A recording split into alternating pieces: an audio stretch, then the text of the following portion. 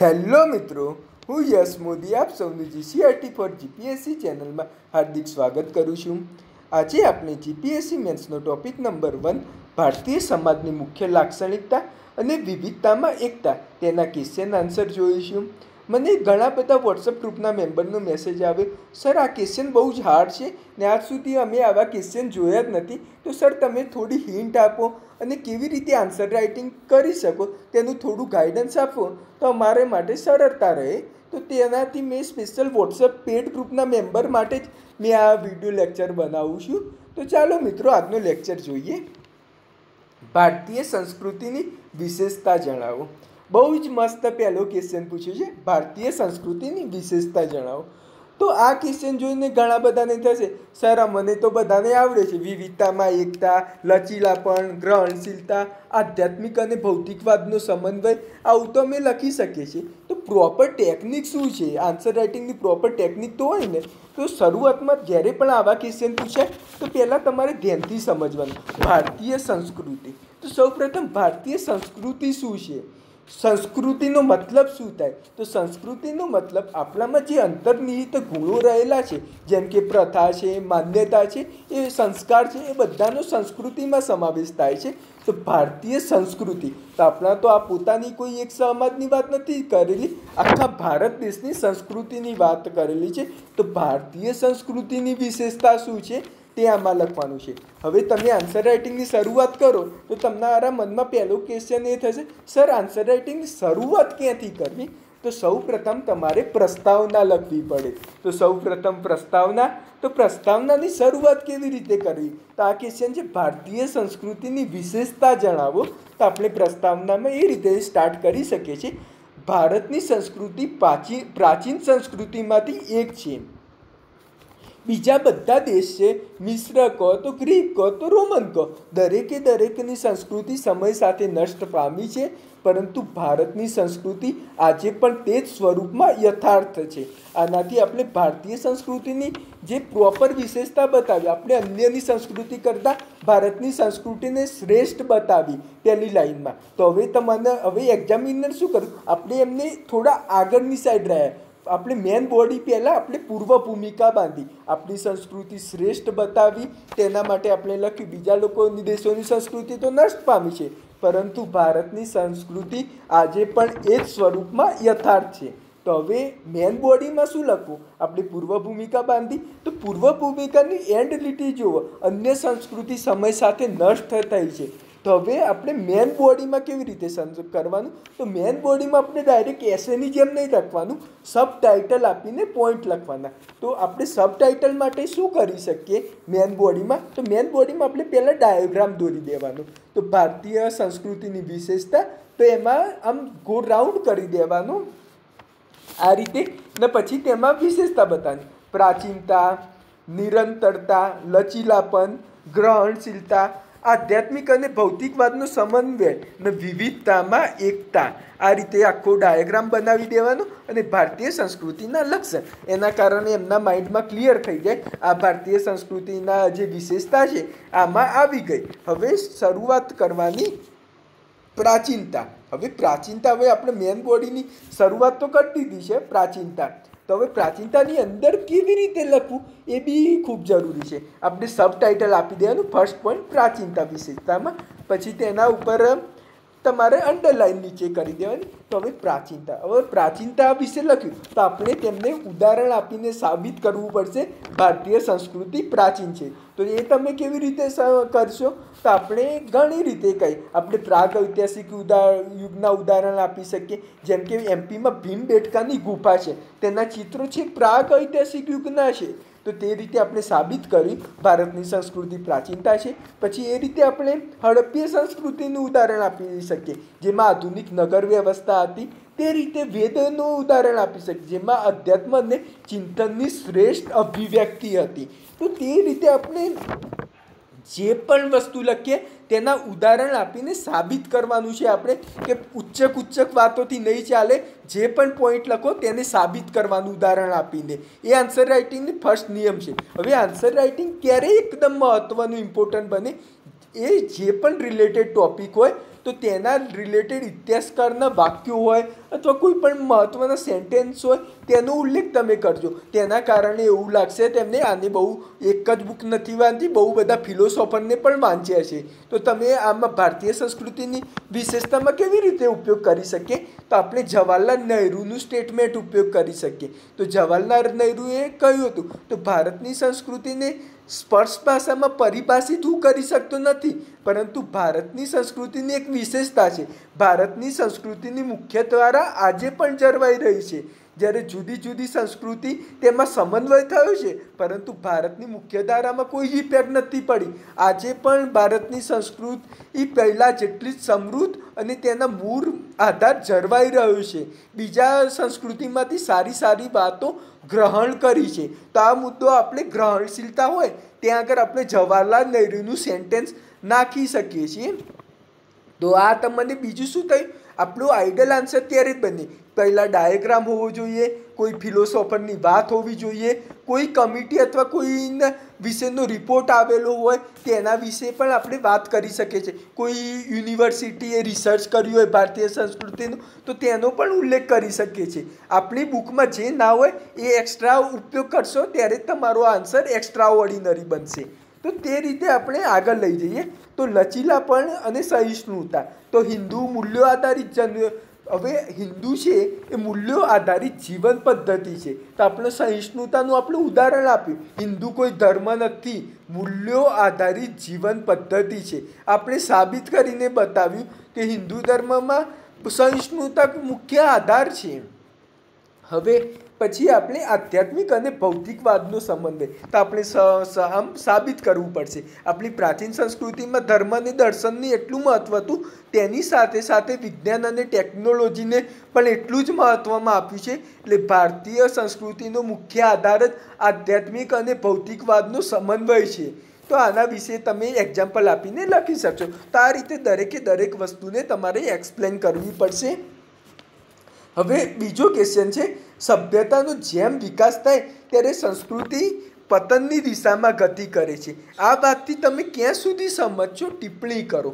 બહુ જ મસ્ત વાત કરી છે. સભ્યતાનો જેમ વિકાસ થાય છે તેમ સંસ્કૃતિની પતનની દિશામાં ગતિ કરે છે. તો આ વાતથી તમે ક્યાં સુધી સમજશો? તો અમે એમ કીધું છે જેમ જેમ સભ્યતાનો વિકાસ થાય છે તેમ તેમ સંસ્કૃતિનું પતન થાય છે. તો સૌપ્રથમ તમારે જાણવું પડે સભ્યતા શું છે અને સંસ્કૃતિ શું છે. તો સભ્યતા એ આપણી ભૌતિક આદતો છે. જેમ કે આપણે ખાવાનું ખાઈએ છીએ તો એ શાકભાજી ખાઈએ તો એ આપણી સભ્યતા છે. પરંતુ શાકભાજી બનાવવાની પદ્ધતિની રીત છે, ખાવાની બનાવવાની રીત છે, તો એ સંસ્કૃતિમાં આવે છે. તો આપણે એમ કહી શકીએ સંસ્કૃતિમાં વૈચારિક મૂલ્યનું મહત્ત્વ હોય છે, જ્યારે સભ્યતામાં ભૌતિક મૂલ્યનું મહત્ત્વ હોય છે. હવે મુખ્ય ક્વેશ્ચન એ થયું કે સભ્યતાનો જેમ જેમ વિકાસ થાય છે. હવે આ દરેક દેશની સભ્યતાનો વિકાસ જુદી જુદી રીતે થાય છે. જેમ કે આપણા દેશનો સભ્યતાનો વિકાસ કેવી રીતે થાય? તો જુદા જુદા ધર્મોના લોકો સાથે આપણો સમન્વય થયો. કદાચ બ્રિટિશ સંસ્કૃતિ બ્રિટિશરો આવ્યા તો તેનું સભ્યતાનું અનુકરણ કર્યું. તો તેના સભ્યતાના અનુકરણ કરવાથી કેટલીક વાર કેવું થાય છે, જેમ કે આપણે વસ્ત્ર, પોશાક એ બધું આપણે તેનું અનુકરણ કર્યું. તેના કારણે ઘણી વખતે આપણી માનસિકતામાં બદલાવ થાય છે, આપણા આંતરિક વિચારોમાં બદલાવ થાય છે. તેના કારણે આ ક્વેશ્ચનમાં એવું કહ્યું છે જેમ જેમ સભ્યતાનો વિકાસ થાય છે તેમ તેમ સંસ્કૃતિ પતનની દિશામાં ગતિ કરે છે. તો આપણે એક્ઝામ્પલ આપીને સમજાવી શકીએ. આપણે યુરોપિયન લોકોનું આગમન થયું તો તેમના આપણે ઘણી સભ્યતાનું ગ્રહણ કર્યું. આપણે વસ્ત્ર, આવાસ, પછી ખાવાનું. તો તેમના માંસાહારનો વિકાસ પણ તેમની સંસ્કૃતિના આધારે થયું છે. દારૂ પીવાની આદતો, અમુક જે પાર્ટી કરી રહ્યા છે, ક્રિસમસ ઉજવી રહ્યા છે, જેના કારણે આપણી સંસ્કૃતિને ઇફેક્ટ કરી છે. હવે દરેક વખતે એવું નથી હોતું. કોઈ બીજા દેશની સંસ્કૃતિથી આપણને નુકસાન જ થાય તો આપણે પક્ષ અને વિપક્ષ બંને રાખવાનું છે. જ્યારે આન્સરમાં ટિપ્પણી શબ્દ હોય ત્યારે પક્ષ અને વિપક્ષ બંનેનો ઉલ્લેખ કરવો પડે છે. બ્રિટિશ સંસ્કૃતિની આપણામાં માંસાહાર, પછી બલાત્કાર જેવી ઘટના આપણે ભૌતિકવાદમાં માં વારા થઈ ગયા છે. તો એની મુખ્ય ઇફેક્ટ બ્રિટિશ સંસ્કૃતિની છે. પરંતુ આપણે ટાઈમનું સંચાલન, પછી ઘણી બધી એવી હશે, કાયદાનું શાસન, એ બધું આપણે બ્રિટિશ સંસ્કૃતિ જોડેથી સારી વાતો પણ લીધેલી છે. ત્યારે આપણે બંને બાજુ લખી શકીએ, પક્ષ અને વિપક્ષ. ત્યાર પછી વે ફોરવર્ડ અને કન્ક્લુઝન આપીને આપણે આન્સર આ લખી શકીએ છીએ. તો તમે હવે ટ્રાય કરો. અને સંસ્કૃતિ, હવે ત્રીજો ક્વેશ્ચન, અને સંસ્કૃતિ અને સભ્યતા વચ્ચેનો તફાવત શું છે? બહુ જ મસ્ત વાત કરી છે, સંસ્કૃતિ અને સભ્યતા વચ્ચેનો તફાવત. તો પહેલાં તમારે કેવી રીતે કરવાનું? 3 બોક્સ પાડવાના. કદી પણ જ્યારે તફાવત લખો ત્યારે કદી 2 બોક્સ પાડીને નહીં લખવાના, 3 બોક્સ. પહેલામાં ભેદના મુદ્દા લખવાના. બહુ જ મસ્ત વાત કરું છું, ભેદના મુદ્દા. હવે સંસ્કૃતિ અને સભ્યતા વચ્ચે શું ભેદ છે? તો પ્રાથમિક આવશ્યકતા. તો સંસ્કૃતિ અને સભ્યતામાં, તો સભ્યતા એક પ્રાથમિક આવશ્યકતા છે. જેમ કે ભોજન, વસ્ત્ર અને નિવાસ એ આપણી જીવન જરૂરિયાત છે.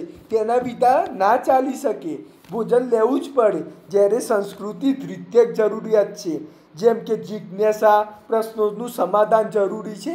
તો તે આપણા મનની વાતનું નિરાકરણ, આપણા મનમાં ઉદ્ભવતા પ્રશ્નોનું નિરાકરણ પણ એટલું જરૂરી છે. તો આપણે એ રીતે લખી શકીએ. તો સભ્યતા એ પ્રાથમિક આવશ્યકતા છે, જ્યારે સંસ્કૃતિ એક દ્વિતીયક આવશ્યકતા છે. એનું ઉદાહરણ આપીને સાબિત કરવાનું. પછી ભૌતિક આવશ્યકતાની પૂર્તિ માટે પ્રકૃતિનું દહન કરવામાં આવે છે. જ્યારે પણ સભ્યતા રિલેટેડ, ધારો કે ભોજન હોય તો ભોજન માટે કેવી રીતે ઉપલબ્ધ કરીશું? તો તે માટે આપણે ખેતી કરવી પડશે, એ માટે પ્રકૃતિનું દોહન કરવું પડશે. જ્યારે સંસ્કૃતિમાં પ્રકૃતિને દોહન કરવામાં નથી આવતું, પરંતુ પ્રકૃતિને જાણવાનો પ્રયત્ન કરવામાં આવે છે. તો આ રીતે તમે લખી શકો છો. તો જ્યારે સભ્યતામાં હોય તેમાં ગહેરાઈનો અભાવ હોય છે, એ શોર્ટ ટર્મ વાત છે. જ્યારે સંસ્કૃતિમાં ગહેરાઈતા હોય છે. સભ્યતા એ સાધન છે, જ્યારે સંસ્કૃતિ એક સાધ્ય છે. આ રીતે તમે આ આન્સરને હેન્ડલ કરી શકો છો. હવે વૈશ્વિકીકરણનો ભારતીય સંસ્કૃતિ પર શું પ્રભાવ પડ્યો તે વિશે ટિપ્પણી કરો. તો તમારે કેવી રીતે લખવાનું? પહેલાં વૈશ્વિકીકરણ એક પ્રસ્તાવના. વૈશ્વિકીકરણ એટલે શું? તો સાંસ્કૃતિક વારસાનું આદાન પ્રદાન. તેના કારણે ભારતીય સંસ્કૃતિ ઉપર શું અસર પડી? તો તમે ઘણું બધું લખી શકો છો. તો આના માટે મલ્ટી ડાયમેન્શન ખબર પડે. સામાજિક અસર શું છે, પછી તેમાં સામાજિક અસરમાં અને સાંસ્કૃતિક અસરમાં શું અસર પડી. તો તેમાં વસ્ત્ર, આવાસ, પછી મૂલ્યો, બેઝિક સંસ્કારમાં શું ઇફેક્ટ પડી, તે જુદા જુદા એક્ઝામ્પલ આપીને તમે સમજાવી શકો છો. પછી વે ફોરવર્ડ અને કન્ક્લુઝન લખી શકો છો. ને ટિપ્પણી લખવી છે એટલે સારી ઇફેક્ટ અને ખરાબ ઇફેક્ટ બંને લખવાની છે. શું અતિરાષ્ટ્રવાદ સાંસ્કૃતિક વિવિધતાને નષ્ટ કરી દે છે? ટિપ્પણી કરો. બહુ જ મસ્ત ક્વેશ્ચન છે. શું અતિરાષ્ટ્રવાદ એ સાંસ્કૃતિક વિવિધતાને નષ્ટ કરી દે છે? ટિપ્પણી કરો. તો સૌપ્રથમ પ્રસ્તાવનામાં અતિરાષ્ટ્રવાદ અને રાષ્ટ્રવાદનો કોન્સેપ્ટ કોણ લાવ્યા હતા તેના વિશે ઉલ્લેખ કરવો પડે. તો જોન ગ્રોથફેડ હર્ડર દ્વારા રાષ્ટ્રવાદનો ઉલ્લેખ કરવામાં આવ્યો. તો તેમની વ્યાખ્યા એવી હતી કે સમાન ભાષા અને સમાન ધર્મના લોકો જ એક રાષ્ટ્ર બનાવી શકે છે. પરંતુ ભારત માટે તે યથાર્થ નથી, કેમ કે ભારતમાં તો બહુવિધ સંસ્કૃતિના લોકો રહે છે. તો આ રીતે આપણે સમજી શકીએ છીએ. પછી રાષ્ટ્રવાદનો ઉલ્લેખ કર્યા પછી અતિરાષ્ટ્રવાદ શું છે? તો રાષ્ટ્રવાદની સાંસ્કૃતિક અર્થધારણા જોર જબરજસ્તી લાગુ કરવામાં આવે ત્યારે અતિરાષ્ટ્રવાદ કહેવાય છે. જ્યારે તમારા દેશની પોતાની સંસ્કૃતિ છે એ બીજા લોકો ઉપર બળજબરીપૂર્વક લાગુ કરવામાં આવે ત્યારે અતિરાષ્ટ્રવાદની પરિકલ્પના થાય છે. તો અતિરાષ્ટ્રવાદની ઇફેક્ટ શું થાય? તો આપણે મેન બોડીમાં લખી શકીએ છીએ. તો અતિરાષ્ટ્રવાદને કારણે બહુસંખ્યક સમૂહ જ પોતાના કાયદા બનાવે છે, જેના કારણે અલ્પસંખ્યકો ઉપર અન્યાય થાય છે, તેમની પરંપરાનું હનન થાય છે. જેમ કે આપણે ટ્રિપલ તલાકનું ઉદાહરણ ના આપી શકાય, નેગેટિવ છે, પરંતુ આપણે એના ઉદાહરણ દ્વારા સમજી શકીએ છીએ. ભારતમાં હિન્દુઓ બહુસંખ્યક છે, તો ભારતમાં કાયદા જે બનાવાય છે તે હિન્દુ ધર્મને આધીન અમુક ઘણા બધા કાયદા બનાવી રહ્યા છે, જેમ કે ટ્રિપલ તલાક. તો ટ્રિપલ તલાકને આપણે બંધ કરી દીધું છે, અત્યારે સુપ્રીમ કોર્ટે ગેરબંધારણીય ગણ્યું છે. તો હવે ભારતનું જે બેઝિક સંવિધાનનો જ ઉલ્લેખ કરવામાં આવે છે. ભારતમાં ધર્મ આધારિત કાયદા નથી બનતા, પરંતુ બહુસંખ્યકોને અનુકરણ આવે તેના આધારે કાયદા ઘણા બનાવવામાં આવે છે. કેમ સંસદમાં બહુસંખ્યક લોકોની વધુ પ્રમાણ હોવાથી ઇનડાયરેક્ટલી બહુસંખ્યકના ધર્મની માન્યતા આધારિત કાયદા બને છે. જો અતિ રાષ્ટ્રવાદ હશે તો લોકોમાં, જો બહુસંખ્યક લોકોમાં સહિષ્ણુતા નહીં હોય તો તે અલ્પસંખ્યકોના વિરુદ્ધ કાયદા બનાવશે. તેના કારણે તેમની સંસ્કૃતિની જે ગરિમા છે તેનું હનન થશે. આ રીતે આપ સમજાવી શકો છો. જ્યારે પણ અતિ રાષ્ટ્રવાદ થાય છે ત્યારે અલ્પસંખ્યક લોકોની સંસ્કૃતિનું હનન થાય છે. તેને કારણે સાંસ્કૃતિક વિવિધતા નષ્ટ પામે છે. તે લોકોની જે સાંસ્કૃતિક વિવિધતા, જે એમની ભાષા અલગ છે, સંસ્કૃતિ અલગ છે, તેમનું નષ્ટ થાય છે. કેમ કે એ લોકોને સ્વતંત્રતા આપવામાં નથી આવતી. બહુસંખ્યક લોકો પોતાના જ ધર્મનું પાલન કરવાનું તેવું કહેતા હોય છે. તેના કારણે સાંસ્કૃતિક વિવિધતા નષ્ટ પામે છે. હવે છઠ્ઠો ક્વેશ્ચન, ભારતીય સમાજ વિશ્વાસ ન્યૂનતાથી પીડાઈ રહ્યો છે. બહુ જ મસ્ત વાત કરી છે. ભારતીય સમાજ વિશ્વાસ ન્યૂનતાથી પીડાઈ રહ્યો છે. તો ભારતીય સમાજ કેવી રીતે વિશ્વાસ ન્યૂનતાથી પીડાઈ રહ્યો છે તો આપણે જાણીએ તો ભારતમાં ધર્મ જાતિ મહિલા અને પુરુષ વચ્ચે, રાજ્ય વચ્ચે પરસ્પર વિશ્વાસનો અભાવ જોવા મળી રહ્યો છે. તો આપણે ચાલો સમજીએ તો ધર્મ વચ્ચે કેવી રીતે વિશ્વાસનો ભારતીય સમાજમાં અભાવ જોવા મળી રહ્યો છે. તો આપણે તાજેતરમાં જોઈ શકીએ છીએ. તો NRCનો મુદ્દો તમે જુઓ, પછી સિટીઝન એમેન્ડમેન્ટ બિલ જુઓ, તો જેમાં મુસ્લિમ લોકો ભારતનું એ અમેન્ડમેન્ટનો વિરોધ કરી રહ્યા છે. કેમ કે તેમને પરસ્પર એકબીજા પ્રત્યે વિશ્વાસ નથી. તેમને એવું લાગી રહ્યું છે ભારત દેશમાં મુસ્લિમો ઉપર શોષણ થઈ રહ્યું છે. તો તેના કારણે આવી ઘટના જોવા મળી રહી છે. તેમજ જાતિ વચ્ચે અવિશ્વાસ. તો તમે પટેલનું અનામત આંદોલન જોઈ શકો છો. પછી SC ST અને જનરલ કોમ વચ્ચે પણ ઘણા વિવાદ જોવા મળી રહ્યા છે. ભૂમિ અધિગ્રહણ સંબંધિત SC ST એટ્રોસિટી એક્ટ, તે રીતે તમે રાજ્ય વચ્ચે નદી જળ વિવાદ, શ્રમ બાબતે વિવાદ જોવા મળી રહ્યો છે. શ્રમ કાનૂનો પણ રાજ્યો વચ્ચે અલગ છે. તો આવા બધા વિવાદ જોવા મળી રહ્યા છે. તો પરસ્પર તમે જોઈ શકો છો કે ભારત વિશ્વાસ ન્યૂનતાથી પીડાઈ રહ્યું છે. હવે ભારતના લોકોમાં જુદા લોકો વચ્ચે વિશ્વાસની જરૂરિયાત છે. આ હમીદ અંસારીએ આ આર્ટિકલ લખ્યો હતો, તેના ઉપર આ ક્વેશ્ચન પૂછાયેલો હતો. તો આ રીતે તમે સમજી શકો છો. ભાષા આધાર પર રાજ્યનું પુનઃગઠન એ ભારતીય સંસ્કૃતિ એકતા માટે પડકાર સમાન છે. તો તે તમે સમજાવો. તો બહુ જ મસ્ત ક્વેશ્ચન પૂછાયો છે. ભાષા આધાર ઉપર રાજ્યનું પુનઃગઠન ભારતીય સાંસ્કૃતિક એકતા માટે પડકાર સમાન છે. તો તમે જાણો છો કે ભારતમાં ભાષા આધારે રાજ્યોની વહેંચણી કરવામાં આવેલી છે. તો હવે ભારતમાં તો બહુ બધી ભાષા છે. ભારતમાં તો 1630 ભાષા છે. તો કંઈ આપણા 1630 રાજ્યો નથી. ભારતમાં તો 29 જ રાજ્યો હજી સુધી બનાવેલા છે. પરંતુ ભાષાના આધારે સંપૂર્ણ રીતે વહેંચણી થઈ નથી. અમુક તમે ગુજરાત રાજ્ય બી જુઓ તો ગુજરાત રાજ્યમાં તમને હિન્દી ભાષા હોય, ઉર્દૂ ભાષા હોય, મરાઠી ભાષાના વ્યક્તિ જોવા મળી રહ્યા છે. પરંતુ ભાષાના કારણે, પુનઃગઠનના કારણે કેટલીક વખતે ભાષાને આધારિત વિવાદ પણ જોવા મળી રહ્યા છે. તો તેના કારણે ઘણી વખતે રાજ્યો વચ્ચે, જે ભારતના દેશો વચ્ચે છે, જે એકતા, જે ભારતના રાજ્યો બનીને જે એકતા બની રહ્યું છે, તો તેનું ઘણીવાર અવલંબન થઈ રહ્યું છે અમુક વાર. તો એ રીતે આપણે સમજી શકીએ છીએ. તો ચાલો મિત્રો, કહું આજનો લેક્ચર ફિનિશ થયો છે. હવે આગળના ક્વેશ્ચન આપણે કાલે સમજીશું. કેમ કે મિત્રો, મારો આ લેક્ચરનો મુખ્ય ઉદ્દેશ જ તમને હિન્ટ આપવી છે. તો હું તમને હિન્ટ આપું જેનાથી તમે આન્સર રાઇટિંગમાં સરળતા રહે. તો તમે આના ઉપર વધુમાં વધુ ધ્યાન આપજો. અને આ મેં જે વાતનો ઉલ્લેખ કર્યો છે તો તેનું તમારા આન્સર રાઇટિંગમાં પાલન કરજો, જેનાથી તમે મેક્સિમમ માર્ક્સ લાવી શકો. તો ચાલો મિત્રો, જય હિન્દ, જય ગરવી.